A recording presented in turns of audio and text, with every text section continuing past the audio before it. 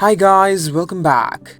Today we're going to review the second episode of our Unwritten Seoul, which has been titled Review and Reassess. The episode begins with Mi-rae getting a haircut, and Mi-ji is also seen getting extensions and also getting her hair dyed black. But Mi-rae is not going to get her hair dyed. Obviously Mi-rae is worried about Mi-ji. She also tells her to lay low and not try to fix her life, where she is also seen taking a promise. On the first day, Mi-ji is seen waking up, getting ready. She knows there's a meeting but she gets late. And here she is seen trying her best to not grab attention. But she is seen doing things unknowingly, which grab attention. She also takes the coffee, and President Choi is also seen being really nice to her. Mi-rae, on the other hand, is seen waking up from a nightmare. But finally her suffering is over, as their mother is seen waking her up. Her mother is really happy as she thinks that Mi-ji got her hair dyed black, where she also tells her about feeling guilty and sending food to Mi-rae, as Mi-rae always sends her money every month. Now Mi-ji also took a promise before Mi-rae left, which was to visit grandma.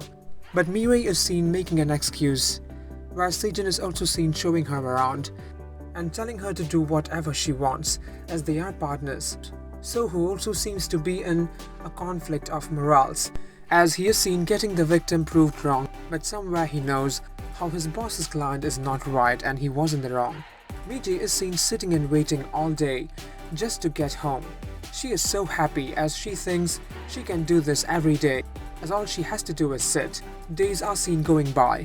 At first Mi-ji is seen enjoying her time, and Mi-rae is also seen getting paid for doing nothing. A week later, President Choi is seen calling Mi-ji and asking her if she wants a special project. Well, she thinks he is good, and then she realizes she has to go outside. Here we see a restaurant owner, an old lady whose name is Rosa, and she seems really stone-hearted, but she also makes really good chicken soup, and Mi-ji is seen enjoying it really well.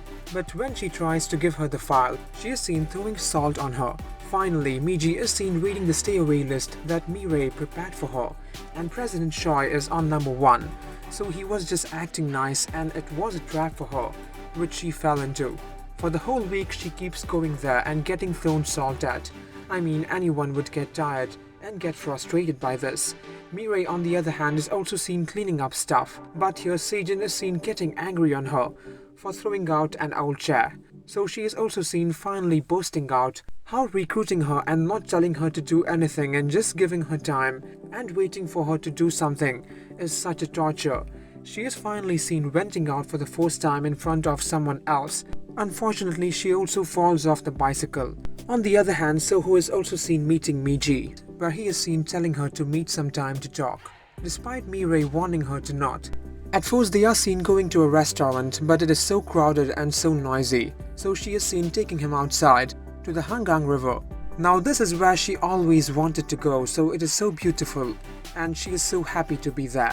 We can also see some flashbacks of her and So-hoo, where she was seen telling him how she always wanted to go to Seoul and roam around. They are also seen having hot ramyun. Here Mi-ji finds out how Mi-rae took back her complaint of sexual misconduct, and So-hoo thinks that it was because of him, but he was just filling in for his boss. Deul is also seen visiting Mi-rae, as everyone around is really worried about her. They think that she is drinking and riding the bike, which is not safe. Here he also mentions how everyone calls Mi-ji "you candy", as she is so sweet and always strong and happy. She is always cheerful and it is questionable, but as she is not these days, everyone is worried about her. Both of them finally start to realize how they don't really know each other really well, and their lives are harder than they think. Both are finding it hard to fit in. Mi-rae also has to finally visit grandma. At first we all think how she did not recognize Mi-rae. Well, she did, and Mi-rae is also seen breaking out into tears as she could not hang on. Grandma is seen comforting her really well.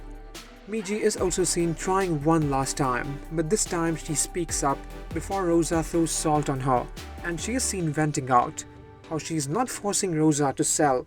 It is just her job to deliver the files, and she is just trying to make a living just like Rosa.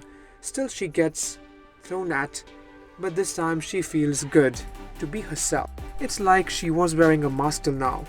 On the other hand, Soho also finds out how his boss willingly sent him to Mi-rae's hearing, as he knew that Mi-rae is his classmate, so she would withdraw the case and his client would not have to go through some big trouble. So he is seen telling his boss how he doesn't want to go with him to the treat. He is also seen calling her to the Hangang River. The way she wants to sit on his right is a really big sign how he can recognize her. Mi-rae is also seen leaving a plan and the old chair for Sejin, and Mi-ji finally thinks how both of them sisters have to know so much about each other and how they can review their mistakes and try to learn from them. Finally, Rosa is also seen calling her to talk, and she is so happy. But here her excitement exposes her, as Soho is seen calling her Mi-ji, so he might have known from the way she is behaving. It was a 10 on 10 overall. I'm really impressed by the way Park Bo-young has portrayed both these entirely opposite and different characters. It is like real twins acting in a drama. So guys, stay tuned for further updates, and if you guys enjoyed, please like, comment, share and subscribe if you haven't. Also let me know in the comments what you think about this. Thank you.